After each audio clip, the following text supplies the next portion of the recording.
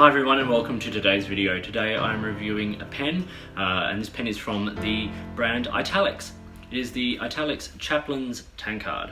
Now this is a relatively new model to Italix, Italix being a brand based in the UK and primarily only available through Mr.Pen, which I will link to down below. Sometimes these pens come up on mass drop and things like that, but for the most part these are available from Mr.Pen. Mr.Pen is Peter Ford, who does a great service there with these Italix pens. There's quite a range of different models of the pens. The pens are made as it's put sort of in the East, and are made for Italix, although some have used original parts manufacturers for certain models, including pens that were also taken up by Jinhao. But as far as I can tell, this is a unique model to Italix. Please correct me if I'm wrong, but I haven't been able to find this exact pen. I found pens with very similar elements, but nothing quite the same as this on the market. So Italix Chaplin's Tankard. It's a relatively new model, as I said. It's a metal pen, but yeah, what we'll do is we'll have a look at it in some more detail, do a writing sample, and then I'll sort of give my pros and cons and tell you what I think about this pen. So thank you for watching and let's have a look at it. Okay, let's look at this pen in a little bit more detail. As I said, this is a metal pen, and with that comes some weight. It's a sort of, I think, what I consider to be a lacquered brass, and it's a pretty sort of solid pen. It's a screw cap, which is always a selling point, and it has sort of plastic threads on the cap liner in there which screw onto metal threads here on the body. More about those threads a little later. It's got a fairly tight but sort of functional clip with a lot of sort of gap between, so you can really get it over sort of some thick material, jeans pockets, things like that, and both flat top and end caps there, and the end cap being a blind cap. So the cap swells here to the gold center band, which is laser engraved with Italix, and that's it. And that and the nib are the only two places of branding on the pen, which I really like.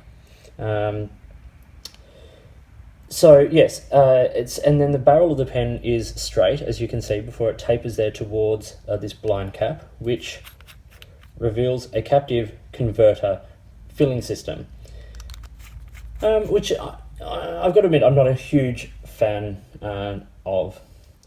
So the pen posts, and it posts relatively securely, but it's not a pen that I would post because I think it's plenty big enough without it, and it becomes quite long if you post it.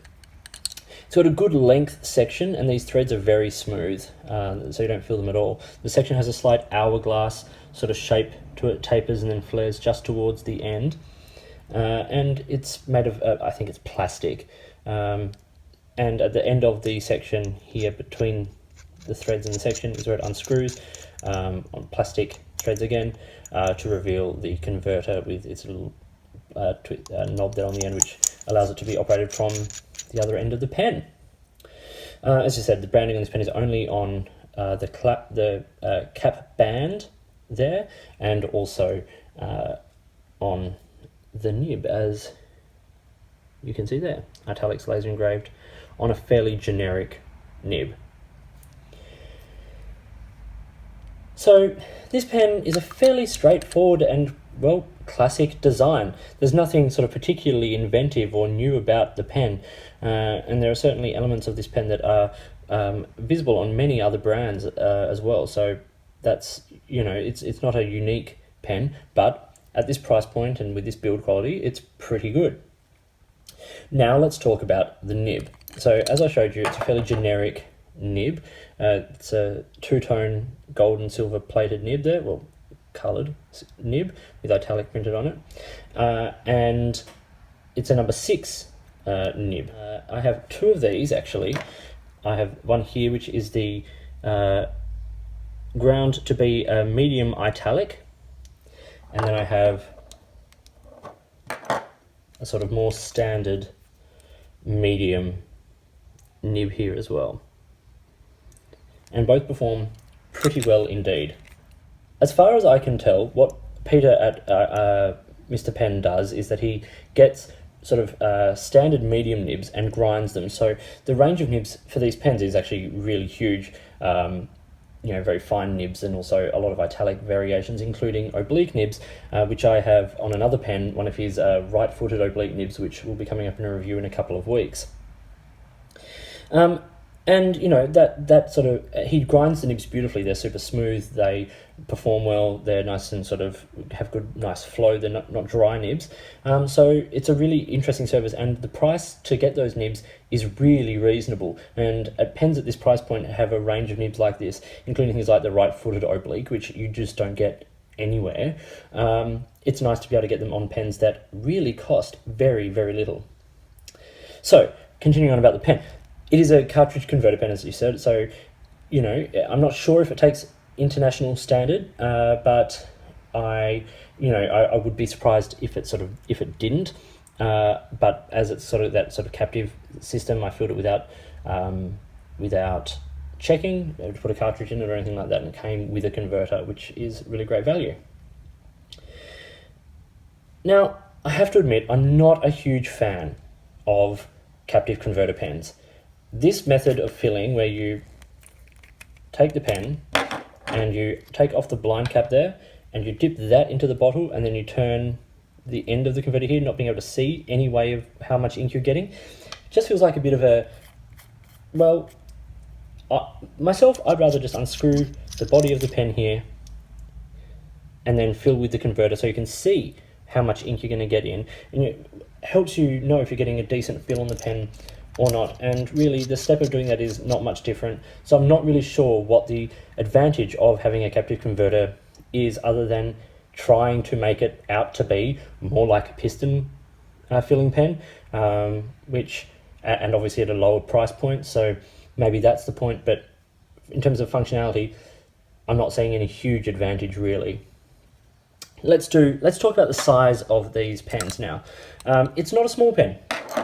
In terms of comparisons, let's just quickly place it here, and let's do the obligatory Lamy Safari. So it stands up against the Lamy Safari quite nicely.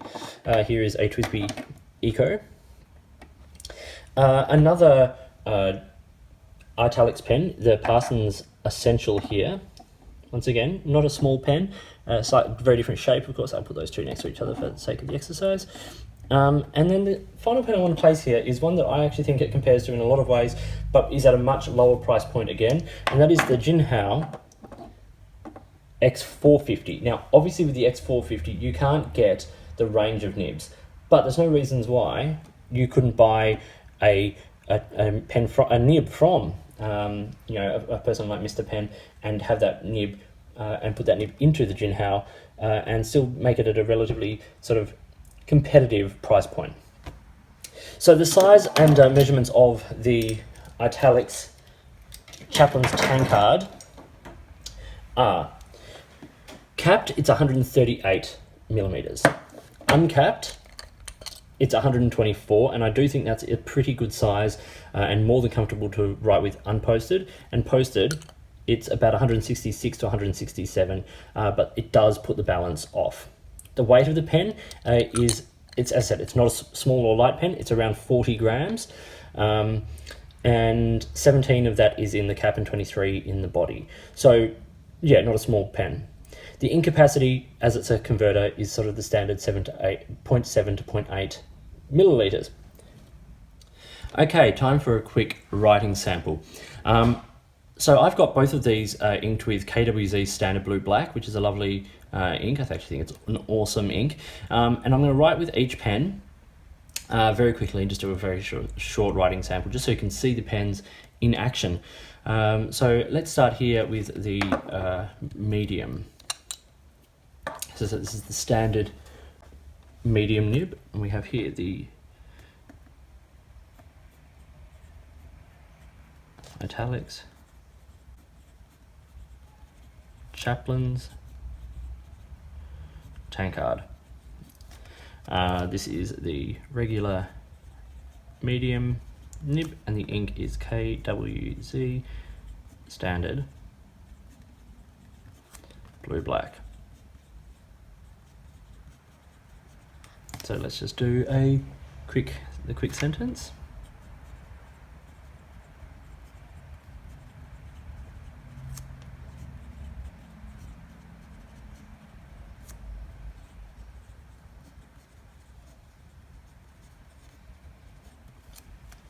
So the nib is smooth.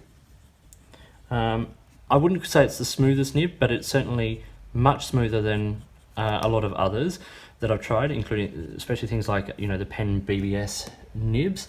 You can see it is really quite wet, lays down a lovely sort of generous line of ink.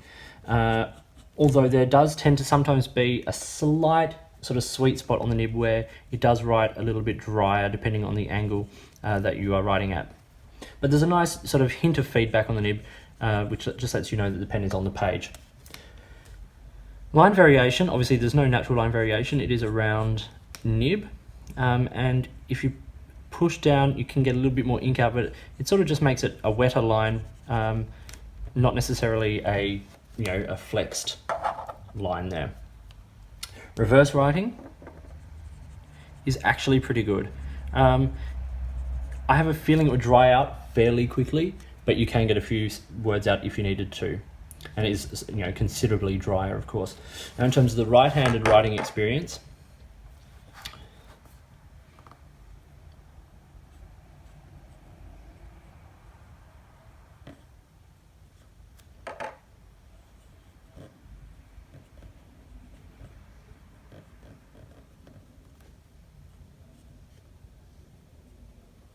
please excuse my shocking handwriting. But it's very smooth, very wet. It's got a great sense of the line being drawn sort of across the page, being very, very smooth and very free. Let's now look at the medium italic. Now, this is not an oblique at all. It is just a straight up italic nib.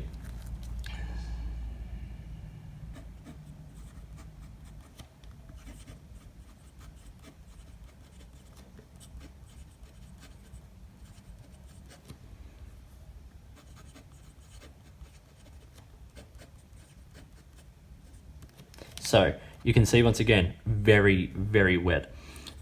As far as italic nibs go, this is pretty smooth and lays down a lovely, lovely line. As you can see, some great line variation there from the stub nature of the nib. And I quite like writing with this nib. I'm not a huge fan of stubs, italic nibs normally, but this one actually is quite pleasant. And because it's so wet, and we're talking really quite wet, it does lay down a nice sort of smooth line on the page. I do tend to roll the pen a little bit, so I sometimes get sort of a little bit sort of a drier or a bit of a catch on the pen, on the paper, but if you're holding the pen sort of normally, you get a lovely, lovely line. I'm not going to try and flex this, it's not going to happen. Reverse writing, awful. I can't even get further than that without feeling gross or being totally inefficient. Right-handed,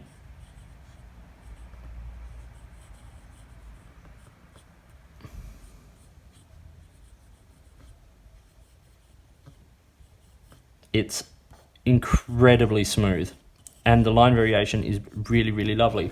Now, one thing I will say about this is that it is a very wide italic for a medium italic. I place this wider than like the Lamy 1.1 millimeter stub, so it is quite wide. One thing I'm going to do in comparison of these two pens is I'm just going to do a couple of lines from each,